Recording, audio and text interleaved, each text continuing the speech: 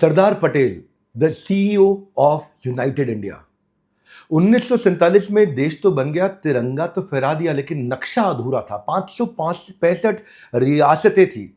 कहीं राजा नाराज, कहीं नवाब का विद्रोह, कहीं पाकिस्तान की तरफ झुक रहा है, कोई खुद को अलग देश घोषित करना चाहता है। ऐसे में एक आदमी जिसकी स्माइल, जिसके लेटर, जिसकी मीटिंग्स, जिसकी स्ट्रैटेजी, जिसके एग्जीक्यूशन ने 565 रियासतों को एक झंडे के नीचे बिना किसी सिविल वॉर के। लीडरशिप दो प्रकार की होती है, एक वर्टिकल लीडरशिप, एक हॉरिजॉन्टल लीडरशिप। वर्टिकल लीडरशिप आसान होती है, आपने अपने बॉस की बात सुन ली, अपने जूनियर्स को बात सुना दी। लेकिन हॉरिजॉन्टल जो अपने आजू बाजू के, अपने पीयर्स वालों से काम कराना, अपने आजू बाजू के लोगों से काम कराना, जो आपके ही ओहदे के हैं, आपके साथ के लोग हैं, उनसे काम करवाना बहुत मुश्किल होता है। बॉस को बोल दो या ऑर्डर ले लो, ऑर्डर दे दो, वो आसान है, ऊपर नीचे आसान है, आजू बाजू बहुत मुश्किल है। जब तक व्यक्ति के पास खुद एक पर्सनल पावर नहीं होती है तो वो हॉरिजॉन्टल कोलिशन को ड्राइव नहीं कर सकता, हॉरिजॉन्टल लीडरशिप को ड्राइव नहीं कर सकता। सरदार पटेल एक ऐसे अनक्राउंड किंग थे। उनके पास कोई जादू की छड़ी नहीं थी, लेकिन उनके पास एक प्रोसेस ड्रिवन अप्रोच था, एक लॉन्ग टर्म सस्टेनेबल लंबी थिंकिंग थी। No ego, only execution, zero झगड़ा, फुल रिजल्ट। पहला चैप्टर, गांधी और नेहरू का परफेक्ट कोलिशन होना। हॉरिजॉन्टल कोलिशन का पहला रूल क्या है? डिसएग्रीमेंट विदाउट डिसरिस्पेक्ट, या डिसएग्रीमेंट विद रिस्पेक्ट भी कह सकते हैं। आजादी के बाद पावर सेंटर में तीन ही लोग थे, गांधी, नेहरू और पटेल। नेहरू और पटेल की आइडियोलॉजी में वैसे तो जमीन आसमान का अंतर था। नेहरू आइडियलिस्ट थे और पटेल रियलिस्ट थे। मीटिंग्स में आपस में बहस होती थी, लेकिन बाहर जाने के बाद एक यूनाइटेड फ्रंट थे। वो एक ऐसे प्रोसेस मैन थे सरदार पटेल। उनको पता था कि अगर टॉप मैनेजमेंट यानी नेहरू पटेल में झगड़ा हो गया तो पूरी ऑर्गेनाइजेशन बिखर जाएगी, पूरा भारत बिखर जाएगा, क्योंकि यही दो सीईओ की तरह काम कर रहे थे इस कंट्री के, और ये ट्रूली मास्टर थे हॉरिजॉन्टल कोलिशन के।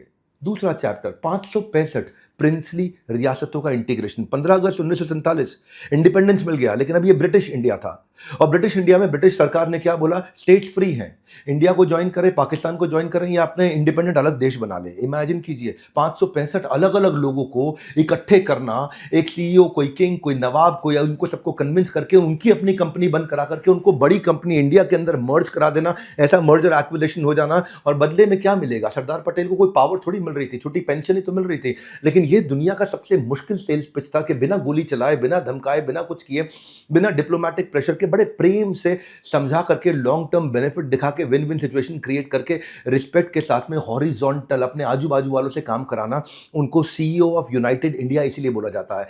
तीसरा chapter, creation of steel frame.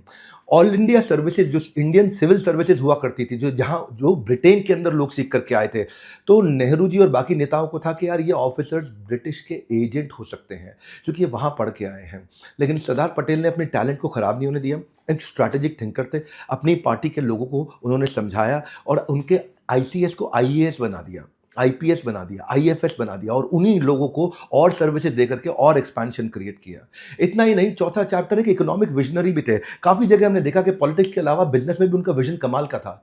Gujarat में पोल्सन डेयरी को लेकर के मोनोपोली से लोग जब परेशान थे, तो पटेल ने कहा अलग अलग मत लड़ो, एक हो जाओ, कोऑपरेटिव मूवमेंट बनाओ। और वो कोऑपरेटिव मूवमेंट, फार्मर्स का एक ऐसा हॉरिजॉन्टल कोलिशन वहाँ से जन्म हुआ। कियारा डिस्ट्रिक्ट की जो कोऑपरेटिव मिल्क प्रोड्यूसर्स का जो यूनियन था, जिसको आज अमूल के नाम से जानते हैं, सरदार पटेल ने जन्म दिया।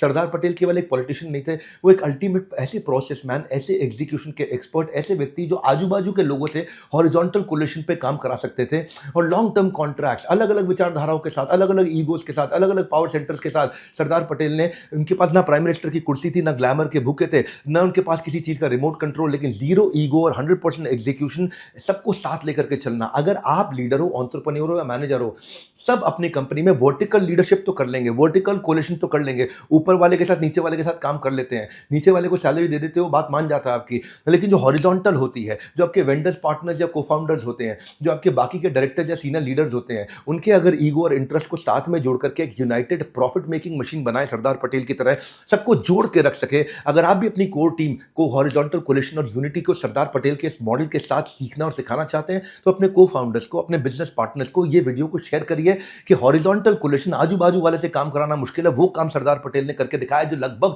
असंभव। एक समय में एक ही टाइम पर एक साथ 565 डिपार्टमेंट्स को, या 565 छोटी कंपनियों को, या 565 मेरे वेंडर्स, पार्टनर्स, को-फाउंडर्स, मेरे इन्वेस्टर्स, इन सबको एक साथ जोड़ना कॉमन विजन के साथ, तभी अखंड भारत बना, और आपकी ऐसे ही अखंड कंपनी बनेगी। शेयर करो अपने हॉरिजॉन्टल लीडर्स को।